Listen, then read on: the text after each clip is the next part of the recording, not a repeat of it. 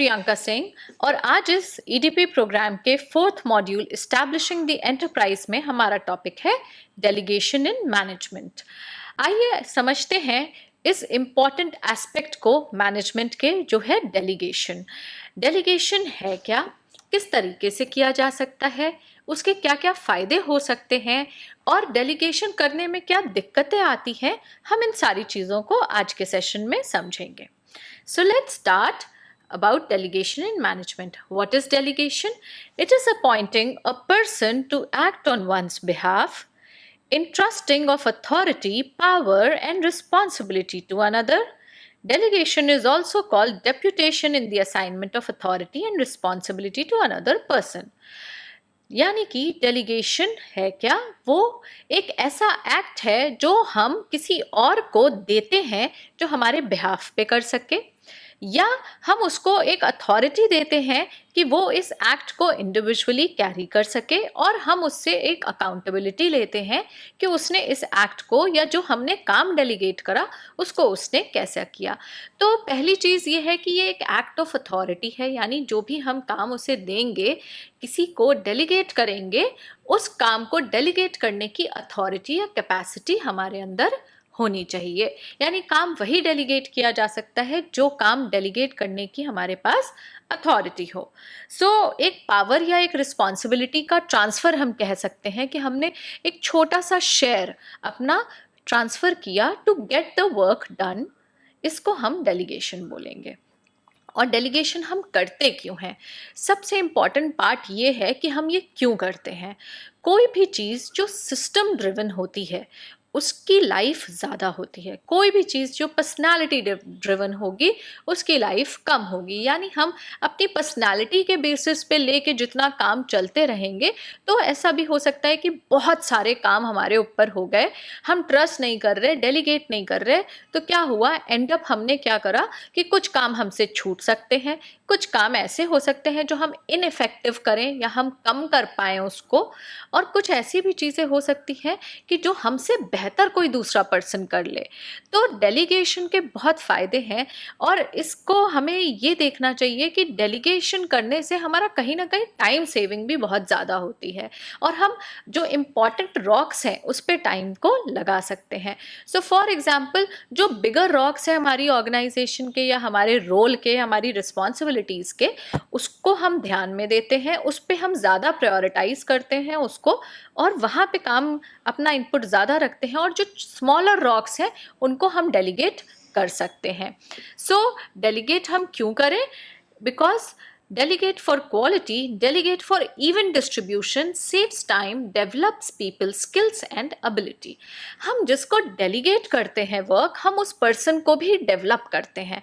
For example हमारे पास एक new employ है और उसने अभी ज्वाइन करी है हमारी कंपनी को, तो हम जब उसको काम डेलीगेट करते हैं या अपना शेयर उसको डेलीगेट करते हैं तो वो अपने काम के साथ साथ हमारे काम को भी जब करना सीखता है तो उसकी इंडिविजुअल ग्रोथ होती है, वो कहीं ना कहीं न्यू स्किल्स को अक्वायर करता है। Delegation also helps in building new skills in your employees. Skills को बिल्ड करता है, एबिलिटी को बिल्ड करता है, इंडिविजुअल का टाइम सेव करता है और इवन डिस्ट्रीब्यूशन ऑफ वर्क हो जाता है। अब डेलीगेशन के कुछ कैरेक्टरिस्टिक्स हैं। क्या है वो? Delegation has the following characteristics. Delegation takes place when a manager grants some of his powers to subordinates. मतलब कि डेलीगेशन करेगा कौन? डेलीगेशन वही करेगा जो अथॉरिटी वाइज सुपीरियर है, जो बड़ा है, यानी जिसकी अथॉरिटी की कैपेसिटी बड़ी है।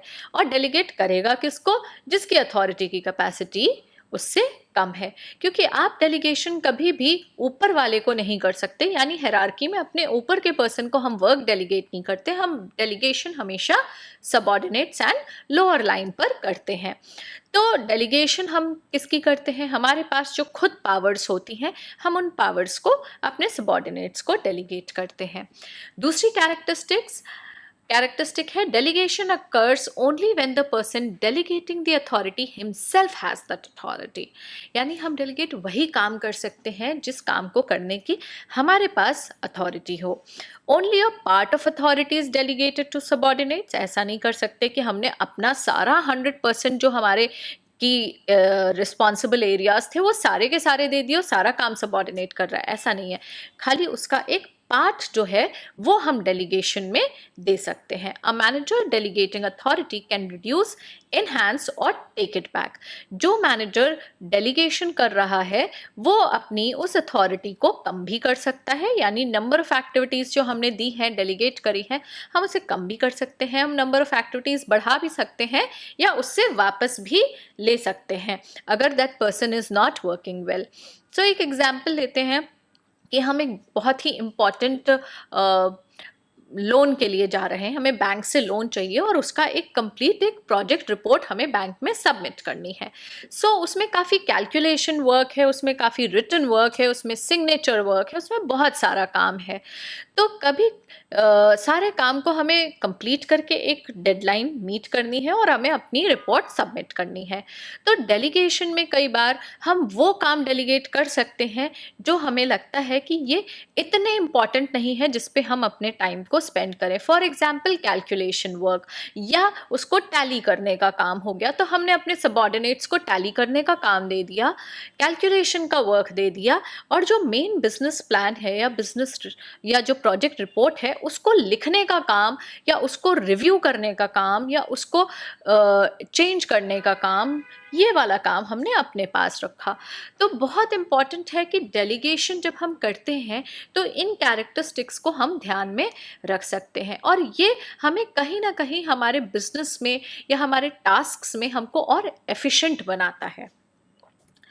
अब कैटेगरीज ऑफ डेलीगेशन क्या है? कई तरीकों के डेलीगेशन होते हैं। एक है स्पेसिफिक, एक है जनरल डेलीगेशन, एक है वर्बल और एक है रिटन। ये होते क्या है? एक और एग्जाम्पल से बात करते हैं कि हमारी एक कॉफ़ी शॉप है जहाँ पर हम कॉफ़ी बनाते हैं, अपने कस्टमर्स को देते हैं। स्पेसिफिक डेलीगेशन क्या हो गया? If I am the chef, I am the owner, for example I am the chef not the owner, I am the chef, और मैं बहुत सारे इंपॉर्टेंट चीज़ों को करने के साथ मैंने स्पेसिफिक डेलीगेशन एक न्यू या एक एम्प्लॉय को किया कि roasting of the coffee beans आप कर लो। तो क्या हुआ, एक पूरे प्रोसेस में हमने उसको एक स्पेसिफिक टास्क दिया, डेलीगेट किया कि ये एक्टिविटी आप करोगे हमारे बिहाफ पे। जनरल डेलीगेशन क्या हो गया कि हमने कहा कि सारी एक्टिविटीज़ हम करेंगे, you just be part of me and assist me in all the activities. वो हो गया एक जनरल डेलीगेशन कि हमने उसको सारे चीज़ों का पार्ट रखा। वर्बल डेलीगेशन के हमने वर्बली सिर्फ बोल दिया कि ओके कॉफ़ी बीन्स जो है जितनी मिक्सिंग होगी वो आप देखोगे, या हमने किसी जिसे कहते हैं वर्बली बोल दिया कि जब हमें उसमें वाटर ऐड करना है तो वाटर तुम ऐड करना, तो वो हमने एक वर्बल कम्युनिकेशन में किया।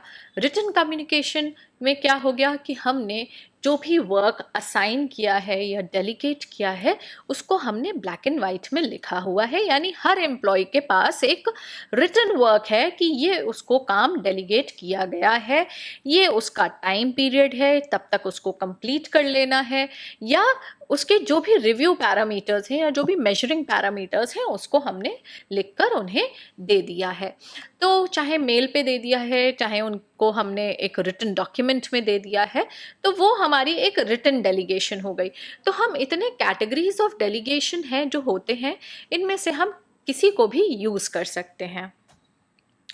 अब आता है एक क्वेश्चन कि लोग डेलीगेट क्यों नहीं करते या मैनेजर्स क्यों नहीं डेलीगेट करते, why don't they delegate their work? So there are lot of things, बहुत सारे fears होते हैं, बहुत सारे doubts होते हैं जब हम delegation करते हैं। तो वो fears and doubts क्या हैं उनके बारे में समझते हैं। The belief that I can do it better myself, एक belief होता है कि हम इस काम को बेहतर कर सकते हैं। तो ये भी एक कहीं ना कहीं एक स्टम्बलिंग ब्लॉक है कि हम किसी दूसरे को काम नहीं दे पाते हैं करने के लिए, या attachment with the previous responsibility. कभी कभी ऐसा भी होता है कि कोई काम करते करते हमें वो काम करना इतना अच्छा लगता है कि हमें लगता ही नहीं है कि हम इस काम को किसी को डेलीगेट करें। हो सकता है उस काम की रेलेवेंस या इम्पोर्टेंस पूरे प्रोसेस में बहुत कम हो गई हो, यानी हमारा फोकस एज अ मैनेजर दूसरे टास्क पे चाहिए, पर क्योंकि मुझे इतना अटैचमेंट है या मुझे वो काम करना इतना पसंद है, कैलकुलेशन करना या मैथमेटिक्स मेरा बड़ा इंटरेस्ट का एरिया है, तो वो काम मैंने अपने से होल्ड करके रखा है, अपने पास होल्ड करा हुआ है, किसी को डेलीगेट नहीं कर रहे। तो ये भी एक चैलेंज आ जाता है डेलीगेशन में। तीसरी चीज़ है lack of confidence and trust in subordinates. कई बार ये भी होता है कि हमको ट्रस्ट ही नहीं है अपने सबॉर्डिनेट पे, या कॉन्फिडेंस नहीं है कि ये सही से कर पाएगा कि नहीं कर पाएगा। तो ये भी एक स्टम्बलिंग ब्लॉक है कि हम ट्रस्ट नहीं करते हैं, हमें हमेशा लगता है कि ये काम जो है ना ये गड़बड़ ही करेगा या ये कुछ ना कुछ गड़बड़ कर देगा। तो वो डाउट जो है हमारा अपने सबॉर्डिनेट या अपनी टीम पर, वो भी हमें डेलीगेट करने से रोकता है। फिर low self confidence and insecurity, ये भी एक बहुत बड़ा इशू है मैनेजर्स के साथ। कहीं ना कहीं उन्हें एक कॉम्प्लेक्स आ जाता है या इनसिक्योरिटी लगती है कि अगर सबॉर्डिनेट को काम दिया और उसने काम बहुत अच्छा कर लिया तो हमारी इंपॉर्टेंस कहीं कम ना हो जाए, या कहीं ऐसा ना हो कि सीनियर्स को ये लगने लग जाए कि हम इस काम को कर ही नहीं सकते, हमारी एबिलिटी पे शक होने लगे। तो ये बहुत सारे कॉम्प्लेक्सेस हैं, इनसिक्योरिटीज़ हैं जो हमें डेलीगेट करने से रोकती हैं। और क्या है, time involve in explaining the task, ये तो एक बहुत मेजर रीज़न है डेलीगेशन ना करने का। वो क्या है कि हमें लगता है कि जितनी देर में हम ये काम उसको समझाएंगे कि ये काम करना कैसे है, उतनी देर में तो हम ही कर लेंगे। तो हमें लगता है जो टाइम लगेगा एक्सप्लेन करने में, that time is more than getting the work done on our own self, by our own self. तो कई बार ये भी चीज़ें होती हैं कि हमें लगता है टाइम ज़्यादा है, या fear of loss of power, जिसके बारे में मैंने अभी शेयर करा था कि इनसिक्योरिटी है कि हमारी पावर्स ना ख़त्म हो जाएं, या हमें हमारे सीनियर्स जो है हमारी एबिलिटी पे ना डाउट करने लग जाएं, या lack of availability of competent resources, ये भी एक चैलेंज हो सकता है। यानी हमारे पास जो सबॉर्डिनेट की टीम है, या जो मेरे पास टीम है जिसको मैं डेलीगेट कर सकती हूँ, वही इनकॉम्पिटेंट है, यानी वो इतनी कॉम्पिटेंट नहीं है कि उस टास्क को, उस एक्टिविटी को कर सके। या सबॉर्डिनेट्स रेजिस्टेंस टू डेलीगेशन, ये भी एक आता है चैलेंज कि हम एज अ मैनेजर हम तो टास्क डेलीगेट करना चाहते हैं, एक्टिविटी डेलीगेट करना चाहते हैं, पर मेरा सबॉर्डिनेट एक्स्ट्रा रिस्पॉन्सिबिलिटी नहीं लेना चाहता, वो चाहता ही नहीं है कि कोई एडेड वर्क उसके ऊपर आए, वो एक रेजिस्टेंस देता है किसी भी डेलीगेशन वाली एक्टिविटी पे। तो ये भी कुछ फैक्टर्स हो सकते हैं जो हमें डेलीगेशन में चैलेंज देते हैं, राइट। अब हम बात करते हैं व्हाट टू डेलीगेट, हमें डेलीगेट करना किस कामों को है। सबसे पहली चीज़, हमें डेलीगेट उन कामों को करना है जो हमारी टीम या हमारा सबॉर्डिनेट हमसे बेहतर कर सकता है। कई बार हर पर्सन की स्ट्रेंथ्स होती हैं और वीकनेस होती है। अगर हमें अपनी टीम में हर एक मेंबर की स्ट्रेंथ आइडेंटिफाइड है, तो हम हमेशा कोशिश करेंगे कि उसकी स्ट्रेंथ के हिसाब से वर्क हम उसको डेलीगेट कर दें, यानी वो काम जो हमसे वो बेहतर कर सकता है।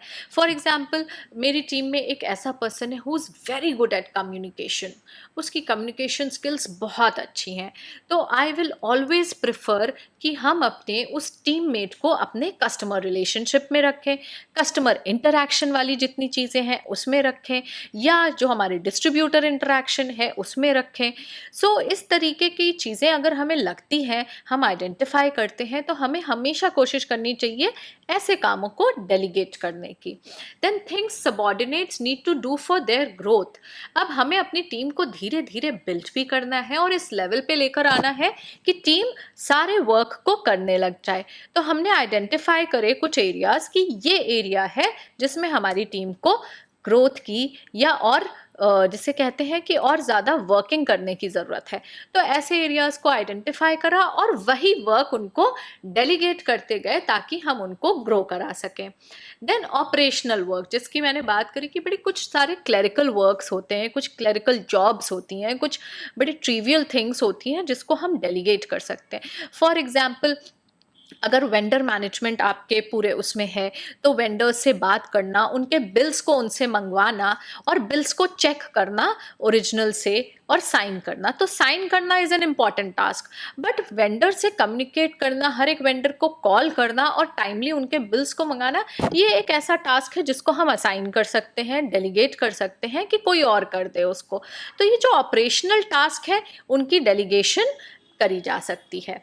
Then things for which you don't have time.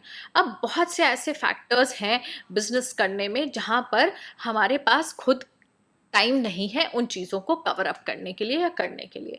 तो ऐसे टास्क को हमने आइडेंटिफाई करा और ये नहीं वेट करा कि अच्छा जब हमें टाइम मिलेगा तो हम उसे करेंगे। तो ऐसा करने में कई बार होता है कि इम्पॉर्टेंस या रेलेवेंस ही चली जाती है उस टास्क की। तो वेट ना करें, अगर टाइम नहीं है उन टास्क को कंप्लीट करने का तो टीम में दूसरों को बांट दें, डेलीगेट कर दें, डिवाइड कर दें, ताकि टास्क कंप्लीशन ऑन टाइम हो जाए। ये कुछ चीज़ें हैं जिनको हम डेलीगेट कर सकते हैं। अब सक्सेसफुल डेलीगेशन से होता क्या है? सक्सेसफुल डेलीगेशन से सबसे पहली चीज़, वर्क थोड़ा इजी हो जाता है, एफिशिएंसी बढ़ जाती है, टीम जो है वो ग्रो करती है, टीम की कैपेबिलिटी लेवल धीरे धीरे ग्रो करती है, एम्प्लॉय इफेक्टिवनेस बढ़ जाती है, develops employees, ensures that the right person does the right job. Delegation से हम ये भी इंश्योर करते हैं कि हर एक पर्सन जो है वो राइट जॉब कर रहा हो, राइट पर्सन। तो सक्सेसफुल डेलीगेशन के ये सारे फायदे होते हैं। इम्पॉर्टेंस क्या है? एक इफेक्टिव मैनेजमेंट रहता है कंप्लीटली, एम्प्लॉयज़ डेवलपमेंट रहती है, and motivation of employees also goes up. अगर डेलीगेशन एज अ हैबिट है हमारे पूरे मैनेजमेंट प्रोसेस में, तो हमारे सारे, अगर हमने डेलीगेट करा है तो हमारे सबॉर्डिनेट्स भी सीखेंगे आर्ट ऑफ डेलीगेशन। वो भी सीखेंगे अपनी टीम में नीचे लोगों को बिल्ड करना, उनकी कैपेबिलिटीज़ को बिल्ड करना, उनको ग्रो कराना, और अपने भी इम्पॉर्टेंट टाइम को सेव करना, प्रायोरिटाइज करना, जो बिगर ब्लॉक्स हैं उन पे फोकस करना, स्मॉलर ब्लॉक्स को डेलीगेट करना। तो ये कुछ चीज़ें जब हम करते हैं तो एम्प्लॉयज़ का मोटिवेशन भी अप रहता है, बेटर कोऑर्डिनेशन रहता है सबके बीच में, और ओवरऑल ऑर्गेनाइजेशन की एफिशिएंसी बढ़ जाती है। डेलीगेशन का अगर हम प्रोसेस देखें तो डेलीगेशन प्रोसेस है, सबसे पहली चीज़, पहले आइडेंटिफाई करें व्हाट टू डेलीगेट। उसके बाद एसेस करें कि इस काम को करने के लिए स्किल्स की क्या ज़रूरत है, कौन सी स्किल्स चाहिए।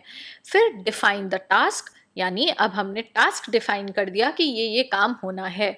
सप्लाई अथॉरिटी एंड सपोर्ट, ये दोनों चीज़ें बड़ी इंपॉर्टेंट है कि हमने अथॉरिटी भी देनी है, साथ में उसको सपोर्ट भी करना है कि हम हैं तुम्हारे साथ, कहीं पे भी अगर इस काम को करने में आपको कुछ भी पूछना है तो you can get back to मी।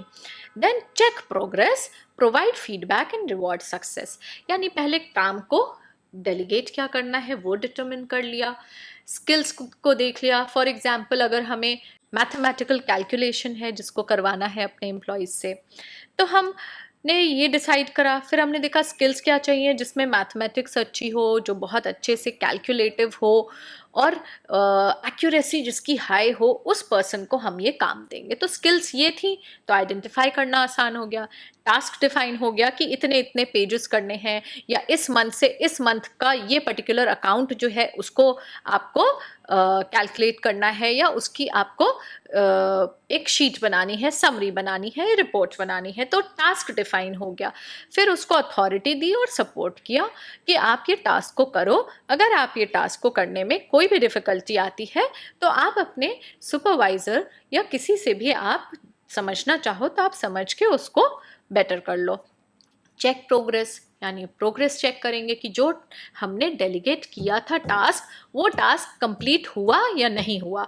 तो इसकी कहीं ना कहीं रिस्पॉन्सिबिलिटी हमेशा उसके पास है जिसने टास्क डेलीगेट किया है, कि उसको टास्क को रिव्यू भी करना है। रिव्यू करने के बाद अगर बहुत अच्छे से हमारे सबऑर्डिनेट ने काम करा है तो हम उसको की सक्सेस को रिवॉर्ड करेंगे, उसको अप्रिशिएट करेंगे। और कहीं पे हमें लगता है कि उसने टास्क में थोड़ा सा बेटर नहीं किया है तो वहाँ पे फीडबैक देंगे। फीडबैक इज़ ऑलवेज कंस्ट्रक्टिव, हम एक कंस्ट्रक्टिव फीडबैक दे सकते हैं कि ये चीज़ें आप और इम्प्रूव कर सकते हैं, या इस चीज़ को और बेटर करिए, या इसको ठीक करके लाइए, अभी भी अप टू द मार्क या अप टू द स्टैंडर्ड नहीं है। तो फीडबैक दे सकते हैं और सक्सेस को रिवॉर्ड कर सकते हैं। सो while delegating, remember the 5 rights of delegation. तो डेलीगेशन में जब भी हम करें तो इन 5 आर को ज़रूर याद रखें। क्या है वो आर? राइट टास्क, सही टास्क को डेलीगेट करें। राइट सर्कमस्टांसेस, यानी सर्कमस्टांसेस बिल्कुल सही होने चाहिए। अब हम डेलीगेशन अगर ऐसे टाइम पे कर रहे हैं कि फेस्टिवल है, हॉलीडे है, सारा सारा स्टाफ बाहर जा रहा है, वेकेशन है, या फेस्टिवल टाइम पे सब छुट्टी ले रहे हैं, उस टाइम पे टास्क डेलीगेट करेंगे, so the chances will be higher कि हमें रेजिस्टेंस मिलेगी। So the circumstances must be right, the right task, then right person. हमने जो काम डेलीगेट करा है, क्योंकि हमने जब पहले ही स्किल्स को एसेस कर लिया है, तो हम उसी पर्सन को वो टास्क दें जो उस टास्क को करने की कैपेबिलिटी रखता हो। राइट डायरेक्शन एंड कम्युनिकेशन, हमारी जो भी कम्युनिकेशन होगी अपने सबॉर्डिनेट्स को जो हम डेलीगेट करेंगे, वो बहुत ही राइट होनी चाहिए। यानी इंस्ट्रक्शंस जितने आप क्लियर देंगे, उतना ही टास्क आपका बेटर होके आपको मिलेगा। राइट सुपरविजन एंड एवेल्युएशन, यानी हम अपने टास्क को सुपरवाइज भी करते रहें उसको टाइम टू टाइम, और इवेल्युएट करते रहें, यानी एक सही तरीके से उसको फीडबैक भी देते रहें। तो right task, right circumstances, right person, right direction and communication and right supervision से हमारा एक सक्सेसफुल डेलीगेशन बनता है, and it is the most important part of the management process. Thank you.